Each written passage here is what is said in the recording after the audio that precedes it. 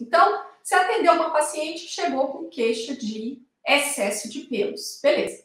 Primeira coisa que você precisa fazer é determinar se esse excesso de pelos corresponde a um hirsutismo ou não, né? Segunda coisa que você vai precisar determinar vai ser se, além do excesso de pelos, se existem outras manifestações clínicas, né? Isso por quê? Porque que a principal causa de hirsutismo é a síndrome dos ovários policísticos. Então, quando uma paciente chega com queixa de excesso de pelos, uma das possibilidades é que, na verdade, esse excesso de pelos esteja num contexto de SOP, né? Então, vai ser importante na avaliação ali, durante a consulta, você avaliar se existem outras manifestações clínicas além do hirsutismo, né? Então, você vai precisar determinar se o hirsutismo realmente está presente, do ponto de vista objetivo no exame físico. E também vai ser importante você pesquisar a presença de outras manifestações clínicas, né?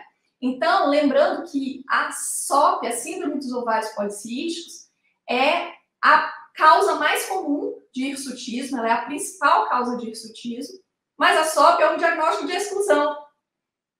Então, para a gente também chegar no diagnóstico de SOP, a gente tem que excluir outras condições, né? Então, nessa anamnese, nesse exame clínico que você está fazendo, vai ser importante você questionar sobre disfunção ovulatória, né? E também avaliar a presença de ovários policísticos, porque o diagnóstico de SOP é uma possibilidade bastante razoável, né, dentro desse contexto. E aí, como o SOP é um diagnóstico de exclusão, tem outras coisas aí também, né? Então, excluir gravidez, e aí excluir o hipotireoidismo, a hiperprolactinemia, a hiperplasia adrenal congênita, e dependendo das circunstâncias, né, excluir também a possibilidade de tumores virilizantes. Mas que circunstância que é essa? Dependendo de que circunstância, né? É o seguinte, se a paciente tiver um hirsutismo mais importante, com outros achados, né, de virilização, né, hirsutismo mais severo, associado à clitoromegalia, associado à alopécia, a uma acne, né, e oleosidade da pele mais importantes, isso aí vai te chamar a atenção para a possibilidade de um tumor virilizante. Então, assim, é lógico que existe uma individualização, né? Uma coisa é uma paciente que chega com queixa de excesso de pelos, você vai examinar, e no exame clínico, na história, em tudo, a única coisa que ela tem é hirsutismo. Ela não tem disfunção na ovulação, né? Ela não tem alterações no ciclo menstrual, ela não tem nenhuma outra condição, né, como hipotireoidismo, ela não está grávida, ela não, enfim, nada disso. Isso é uma coisa, é um hirsutismo puro e simples. Outra coisa é uma paciente com hirsutismo associado a uma virilização significativa. Então, aí, assim, o seu painel, né, de investigação diagnóstico, ele vai variar dentro dessa individualização das situações. Então, quando a paciente tem só hirsutismo, mais nada, sem outras manifestações, a gente pode pensar, inclusive, no hirsutismo idiopático, né? Que é quando você descarta outras condições, a própria SOP você não preenche os critérios, né, para diagnóstico, e aí você pode chegar em um diagnóstico final de hirsutismo idiopático, quer dizer, ela tem só hirsutismo, mais nada, né?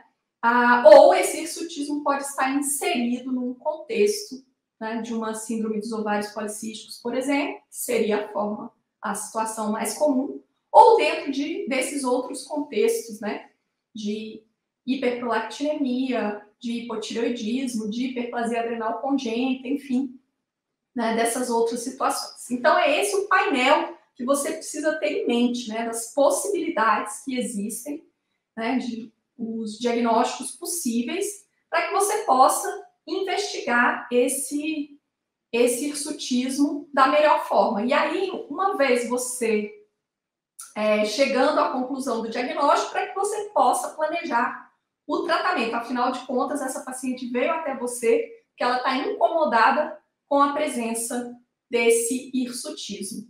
E aí, o tratamento específico para hirsutismo, né, que pode acontecer num hirsutismo idiopático ou num contexto, né, de síndrome dos ovários policísticos ou em outras condições, né, pode ser em paralelo ao tratamento da doença de base, ou pode ser um único tratamento, por exemplo, na SOP, né, se a única aspiração da paciente é resolver a questão dos pelos, né, pode ser feito unicamente esse tratamento. E aí a gente tem algumas opções, né? A gente pode usar a espironolactona, ou pode usar o acetato de ciproterona, ou um anticoncepcional oral, né?